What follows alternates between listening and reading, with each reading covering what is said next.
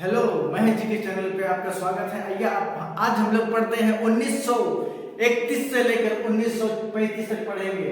हम लोग 1930 तक हम लोग पढ़ चुके हैं। आप देखते हैं 31 में क्या क्या पढ़ते हैं, क्या क्या बोलता है। देखो, एक में लिखा है गांधी इरविन समझौता। गांधी इरविन समझौता मतलब गांधी वर्सराय इरविन समझौता हुआ था। तो उसमें समझौता हुआ था किसके किसके क्या के बारे में समझौता हुआ था। उसने ने समझा इस चीज किया था, सविनय स्वराज्य आंदोलन था ना, उसको स्थगित करने के लिए इन लोगों के बीच में समझौता हुआ था। महात्मा गांधी और इरविन के साथ समझौता हुआ था, समझा। हाँ, उसके बाद दूसरा देखो, दूसरे गोलमेज सम्मेलन हुआ था। ये कब हुआ था? 7 सितंबर को हुआ था। 7 सितंबर को हुआ था दूसरी गोलमेज सम्मेलन। और खास बात इसमें यही रही ना कि दूसरी गोलमेज सम्मेलन में ही महात्मा गांधी ने क्या किया था? भाग लिया था।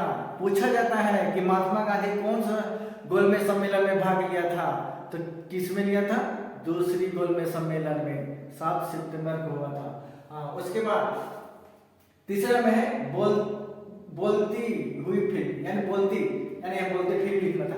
तो पूछा जाता है भारत में सबसे पहले बोलते फिल्म कब आई थी? हम लोग 1913 में देखे थे मूक फिल्म, यानी साइलेंट वाला।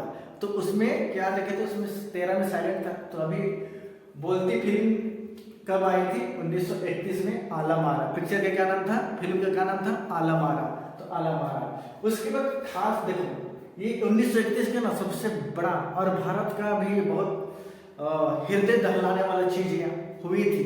तो देखो 23 मार्च याद है आपको? 23 मार्च को क्या हुआ था? 23 मार्च को क्या हुआ था? आपको याद है कि नहीं आप लोगों को? देखिए, 23 मार्च को भगत सिंह को, सुखदेव को और गुरुदेव को फांसी दिया गया था। आपको कुछ याद ना हो या हो तो एक चीज याद होना चाहिए, इनकलाब जिंदाबाद। 23 मार्च भगत सिंह को फांसी दी गई थी। हाँ, उसके बाद आप 1932 में आ जाओ। 1932 में पहला में है भारत में सर्वप्रथम टेस्ट मैच खेला गया था। भारत ने सबसे पहले टेस्ट मैच खेला था। किसके विरुद्ध में खेला था? तो भारत ने इंग्लैंड के विरुद्ध टेस्ट मैच पहला खेला था। दूसरा में महात्मा गांधी के द्वारा आमरण अनशन किया गया था। आमरण अनशन किया गया था महात्मा गांधी के द्वारा। उसके बाद तीसरा देखो, पूना पैक्ट 24 सितंबर को हुआ था। 24 सितंबर को पूना पैक्ट हुआ था। ये ईयर हुआ था सेंट्रल जेल में हुआ था। ये पूना पैक्ट ये किसके बीच में हुआ था? अंबेडकर जी और महात्मा गांधी के बीच में हुआ था। और इसी समय हरिजन सेवक संघ का स्थापना हुआ था। हुआ था। उसके बाद चौथा में आया तीसरा गोलमेज सम्मेलन हुआ था। इस समय भी तीसरा गोलमेज सम्मेलन हुआ था। कब हुआ था? कोई भी कांग्रेसी नहीं थे। तो पूछा जाता है कि गोलमेज सम्मेलन कितना हो गया? 3 हो गया। 30, 31, 32। तो 3 गोलमेज सम्मेलन हुआ था और तीनों में एक कॉमन था।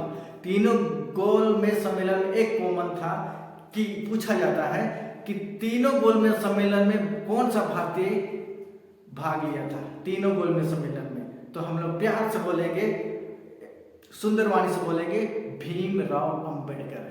कौन थे? भीमराव अंबेडकर जी ने तीनों सम्मेलन में भाग लिए थे। उसके बाद 1933 में आ गया। 33 में तो 1933 में लिखा हुआ एक में हिटलर जर्मनी का सत्ता ग्रहण किया। हिटलर ने जर्मनी का सत्ता ग्रहण किया, मतलब ये कर सकते हैं कि हिटलर ने जर्मनी के चांसलर बना। 1933 में। और उसके बाद दूसरा में देखो 8 मई को महात्मा गांधी छुआछूत का आंदोलन किया था। 8 मई को छुआछूत का आंदोलन किया था महात्मा गांधी 1933 में। 8 मई को छुआछूत का।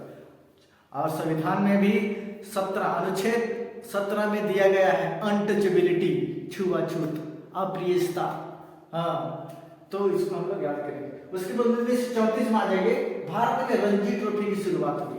भारत में रणजी ट्रॉफी की शुरुआत अगर कब हुई बोलेंगे तो क्या बोलेंगे हम लोग, 1934 में, 1934 में। उसके बाद थर्ड में दूसरा में इटली लिखे हैं, इटली यहाँ इसलिए लिखे ना, तो यहाँ ये वर्ल्ड कप का है, फीफा वर्ल्ड कप। तो 30 में हुआ पहला वर्ल्ड कप और सेकेंड वर्ल्ड कप हुआ 1934 में। तो इटली ने जीता था वर्ल्ड कप को, इसीलिए लिखे हैं इटली। तो सेकेंड वर्ल्ड कप किसने जीता था, इटली ने जीता था। थर्ड नंबर में महात्मा गांधी ने महिला आश्रम वर्धा भारतीय ग्रामोद्योग संघ की स्थापना की। यानी महात्मा गांधी ने महिला आश्रम वर्धा भारतीय ग्रामीण संघ की स्थापना की 1934 ईस्वी में, 1934 ईस्वी में। उसके बाद 1935 में आया, 1935 में आया तो यहाँ लिखा है गवर्नमेंट ऑफ इंडिया एक्ट का पारित हुआ, गवर्नमेंट ऑफ इंडिया एक्ट पारित हुआ।